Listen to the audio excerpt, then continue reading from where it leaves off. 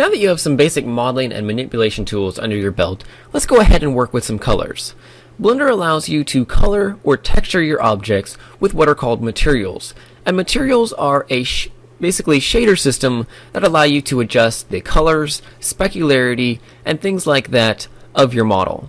So working with the default cube here, we can go over to one of the new properties panels that we've not yet explored. And the one that we want is the one with the small red circle here. So if we left click on it, you'll see that we're brought up with all the different material properties. And there's a lot of different settings here, and I'm not going to cover most of those, but I will show you a few of the basics just to get you started.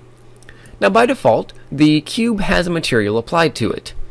If your object does not have a material, such as now, you can simply click the new button right here with the plus sign to add a new material. At which point you may name that material right here, such as cube, and then you can adjust some settings. First off, you'll notice that we have a preview here of what our material is supposed to look like. And we can adjust the color via the diffuse right here, which if you left click on the white here, you're given a color wheel to adjust that color. Perhaps we'll give it a nice green. As you can see, it's been modified here and real time in the viewport here. Next, perhaps we want to adjust the specularity or the shine on the model that's picked up from the lighting highlights. We can do that underneath the specular panel. We can change the color of that specular so that we can make it blue if we wish. We can increase the intensity, and we can increase the hardness or the softness of this model. So the lower the hardness, the softer this highlight will be. The harder or the higher the hardness, the sharper it'll be. It's good to use high value for things like glass and metal, and very soft values for very soft objects such as cloth, clothing, and things like that.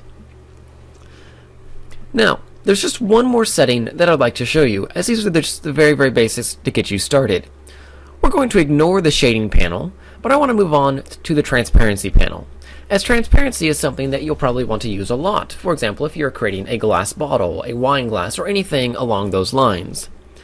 To enable transparency, you simply left click on the checkbox here, and then you can left click on the arrow to toggle it down. And starting out, the only setting that you need to worry about is the alpha here, which the alpha, if we toggle down these settings so that we can view our preview, the alpha allows you to affect how transparent this object is. So at 1% or at 1 alpha, it's going to be completely solid. But if we change that down by left click and dragging on the slider to say 0.5, it'll be 50% transparent, or at 0, 100% transparent. And so this allows us to create things like glass when mixed in with other settings to enhance our render. Now, we're going to ignore rest of these settings for the time being, as there is a lot there. So I highly suggest you go ahead and play around with some colors and the shading and the specular and even transparency. One other thing that I can show you just real quick is if you want to preview this on a different object, say for example a cube. Since we are working with a cube here, you can simply left click on any one of these buttons here to adjust the preview model. And that's that. It's very basic coloring within Blender.